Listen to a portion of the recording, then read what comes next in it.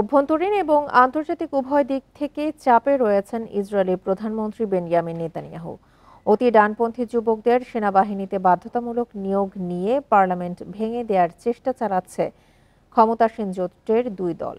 তাছাড়া নেতানিয়াহুর বিরুদ্ধে একাধিক দুর্নীতির হামলার তদন্ত চলছে। অন্যদিকে গাজায় আগ্রাসন ইস্যুতে মিত্রদের সমর্থন হারাচ্ছেন ইসরায়েলি প্রধানমন্ত্রী। বান্ডেল থাকলে প্রতি সেনমানিতে টাকা বাঁচবে। বিকাশ সেনমানি বান্ডেল কিনে জিতুন প্রতি লেনদেনে। দীর্ঘদিন ধরে অতি ডানপন্থী যুবকদের সেনাবাহিনীতে বাধ্যতামূলক নিয়োগ নিয়ে বিভক্ত ইসরায়েল। ধর্মীয় স্কুলে পূর্ণকালীন ছাত্র হলে সামরিক চাকরি থেকে অব্যাহতি পেতেন এই যুবকরা।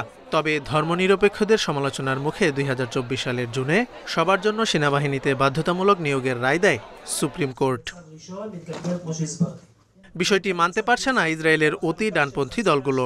ক্ষমতাসীন জোটের দুই দল শাস এবং ইউনাইটেড তোরা জুদাইজম নেতানিয়াহু সরকার ভেঙে দেওয়ার হুমকি দিচ্ছে যদি না এই আইনের পরিবর্তন করা হয়। যদিও বুধবার পার্লামেন্ট ভেঙে দেওয়ার প্রাথমিক ভোটে ব্যর্থ হয়েছে তারা।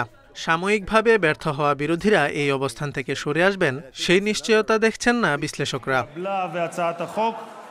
এদিকে ২০১৯ সাল থেকে ইসরায়েলি প্রধানমন্ত্রীর বিরুদ্ধে একাধিক দুর্নীতির তদন্ত চলছে। দোষী সাব্যস্ত হলে অন্তত ১০ বছরের জেল হতে পারে তার। ইসরায়েলের দুই সাবেক প্রধানমন্ত্রী সম্প্রতি প্রকাশ্যে নেতানিয়াহুর সমালোচনা করেছেন। সাবেক প্রধানমন্ত্রী এহুদ ওলমার্ট জানান, গাজায় যুদ্ধাপরাধ করছে ইসরায়েল এবং এটি এখন ব্যক্তিগত রাজনৈতিক যুদ্ধ। আর সাবেক প্রধানমন্ত্রী এহুদ বারাক জানান, অবিলম্বে জিম্মিদের মুক্ত করে যুদ্ধ বন্ধ করা উচিত নেতানিয়াহুর। আরব এবং ইউরোপীয় নেতারাও বেনিয়ামিন নেতানিয়াহু এবং গাজা যুদ্ধের সমালোচনায় সোচ্চার হয়ে উঠছেন। গাজা থেকে বিতাড়িত ফিলিস্তিনিরা সৌদি ভূখণ্ডে আশ্রয় নিতে পারবে।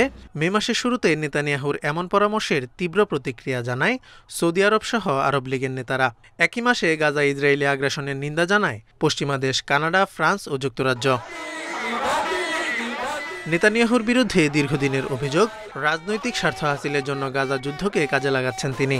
মে মাসের শেষে চ্যানেল 12 টেলিভিশনের এক জরিপে দেখা যায় অধিকাংশ ইসরায়েলি মনে করেন জিম্মিদের ফেরানোর চেয়ে ক্ষমতা ধরে রাখার বিষয়ে বেশি চিন্তিত ইসরায়েলি প্রধানমন্ত্রী। Zobayer Hossain, Independent news.